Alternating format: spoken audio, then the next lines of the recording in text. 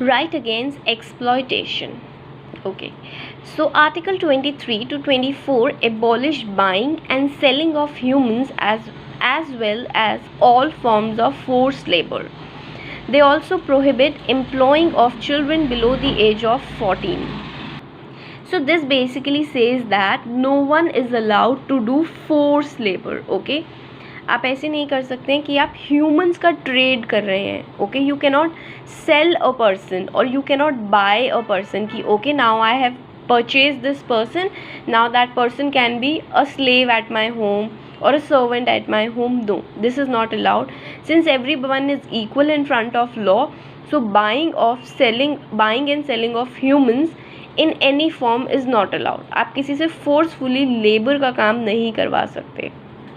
Okay, other thing, children below 14 years cannot be asked to do any job. It is a crime and it is considered child labor.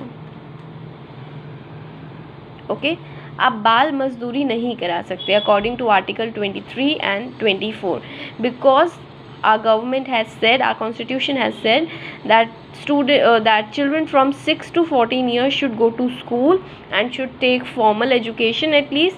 So that is why अगर आपने किसी भी बच्चे को 14 years की as से नीचे काम पे रखा है तो वो स्कूल कैसे जाएगा. Okay, so that is illegal. Child labour is illegal.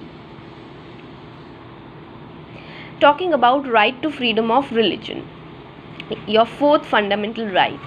Many religions are practiced in India. Article 25 to 28 of our constitution define our country as secular.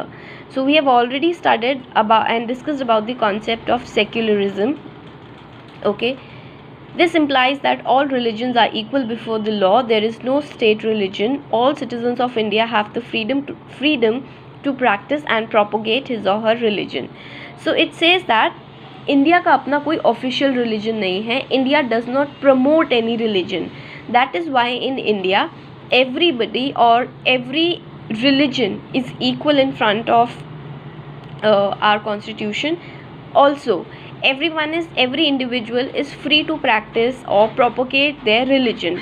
State does not has its own religion. When we are talking about state, it talks about India. India का कोई अपना religion नहीं है. Okay, also it states that for any other government job or any workplace there is no restriction like you have to belong to a certain religion. No, since everybody is free in India to choose their religion, so all the religions are respected. Everybody is free that they can practice their religion in their own way without harming others. Okay, they can even propagate वो अपने religion के बारे में, like for example if a person is Hindu, this a person want to spread the idea of his religion.